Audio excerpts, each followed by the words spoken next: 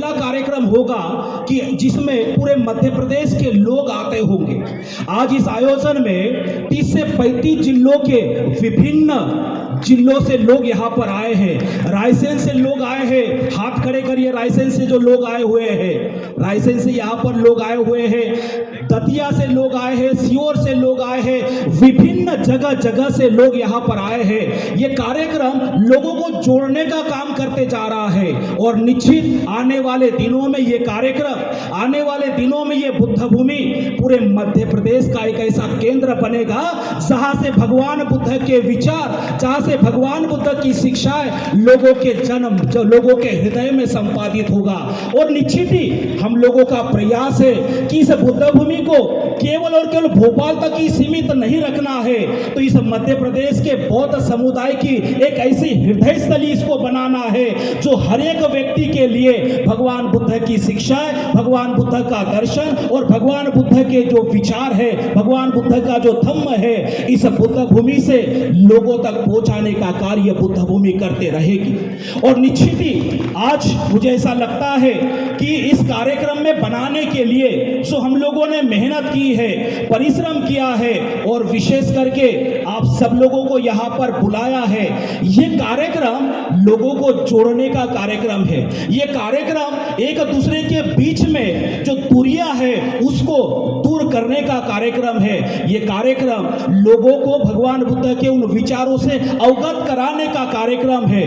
मैं आग्रह करूंगा मध्य प्रदेश सरकार को भी, क्योंकि आज अगर पूरे मध्य प्रदेश में देखा जाए तो विभिन्न जगहों पर बौद्ध स्तूप दिखाई देते हैं जो आज बहुत ही भग्न अवस्था में पड़े हुए हैं। उनका डेवलपमेंट कहीं पर भी नहीं दिखाई देता है, कहीं पर भी उनका विकास नहीं दिखाई देता है।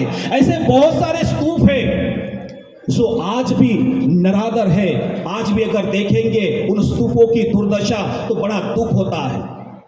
साथ ही साथ हमने बहुत सालों से मध्य प्रदेश सरकार को इस भूमि के आवंटन के लिए, मुझे लगता है 15 से 16 साल से आवंटन की हम लोगों की शासन के पास एक फाइल है जो काफी सालों से लंबित है। मैं आग्रह करूंगा हमारे आठवले साहब को कि वो मध्य प्रदेश सरकार को अवगत भी कराए और ये बौद्धों के लिए एक बौद्धों का एक केंद्र बने। यहाँ से भगवान बुद्ध की शिक्षाओं का प्रचार प्रसार हो। यहाँ पर बहुजन हिताय बहुजन सुखाय का संदेश लेकर बौद्ध भिक्षु जगह जगह पर जाए, इस प्रकार का भी एक अभियान यहाँ पर चलाया जाएगा। यहाँ पर बौद्ध प्रशिक्षण केंद्र स्थापित किया जाएगा। और दूसरा, यहाँ पर आए हुए जो मध्य प्रदेश के विभिन्न जो लोग हैं, मध्य प्रदेश के जो लोग यहाँ पर आएंगे, उनकी रहने की व्यवस्था, उनके भोजन की व्यवस्था, उनकी हर प्रकार की व्यवस्था इस बुद्ध भूमि महाविहार में होगी। मुझे लगता है इसके पूर्व के जो विधायक थे आदरणीय पीसी शर्मा जी, निश्चित उनका एक सहयोग यहाँ पर रहा है और निश्चित उनका सहयोग हमेशा से रहा है, इसके बाद भी रहेगा। और आज वर्तमान जो विधायक जी है भगवान दास सबनानी जी, जो बड़े बिजी, अपने शेड्यूल में बड़े बिजी रहते हैं, उनके ऊपर बहुत सारी जिम्मेदारियां रहती है, परंतु मुझे ऐसा लगता है कि जब भी धार्मिक आयोजन हो तो उस धार्मिक आयोजन में बड़ी सक्रियता के साथ आपको भी सहयोग देना पड़ेगा और आपको भी विशेष रूप से कार्यक्रम में आप लोगों की सहभागिता भी उसमें होना चाहिए। मैं निश्चित उनको आग्रह करूंगा कि इस बुद्ध भूमि को डेवलपमेंट करने के लिए उनका भी सहयोग रहेगा। मुझे ऐसी आशा है, मुझे ऐसा विश्वास है। दूसरी बात, यहाँ पर आए हुए प्रदेश के बहुत सारे लोग, आप लोग देख रहे होंगे कि यहाँ पर जो कंस्ट्रक्शन का काम चल रहा है उसमें लोगों के रहने की व्यवस्था, उनके भोजन की व्यवस्था, और आने वाले दिनों में मध्य प्रदेश का एक में वैसा पैगोडा बनेगा जहां पर लोगों को ध्यान सिखाया जाएगा, जहां पर लोगों को भगवान बुद्ध की शिक्षाएं सिखाई जाएगी। वहां पर लोग शांति पूर्वक जीवन व्यतीत करने के लिए लोग वहां पर आएंगे, लोग वहां पर कुछ दिन रुकेंगे और वो ध्यान करेंगे, भगवान बुद्ध की शिक्षाओं को ग्रहण करेंगे। मैं बहुत बहुत साधुवाद देता हूं तपन भौमिक जी को, जब वो मध्य प्रदेश के पर्यटन निगम के अध्यक्ष थे, वो पहले ऐसे अध्यक्ष थे। आप लोग यहाँ से कितने ऐसे लोग हैं जो सतधारा गए हैं? हाथ खड़े करिए। खींचना है तो आ जाओ। आप लोगों ने देखा होगा जो रास्ता वहां पर बना है, सोनारी स्तूप में जो रास्ता बना हुआ है, अगर वो किसी को अगर श्रेय जाता है तो तपन भौमिक जी को जाता है, क्योंकि जब वो अध्यक्ष थे तो उन्होंने बड़े दिल से, बड़े मन से उन्होंने बौद्ध सर्किट को बढ़ाने के लिए बड़ा सहयोग किया है। और आज आप लोग यहाँ पर जो बैठे हुए हैं, एक समय ऐसा था जब आठवले साहब यहाँ पर 2012 में आए थे तो मंच उस साइड में लगा हुआ था और यहाँ से पूरा उबड़ खाबड़ यहाँ पर था, लोग बैठ नहीं पाते थे, लोग यहाँ पर अच्छे से बैठ नहीं पाते थे, इतनी उबड़ खाबड़ जमीन थी। परंतु उनके कार्यकाल में उन्होंने ये पूरा समतल यहाँ पर कर दे दिया।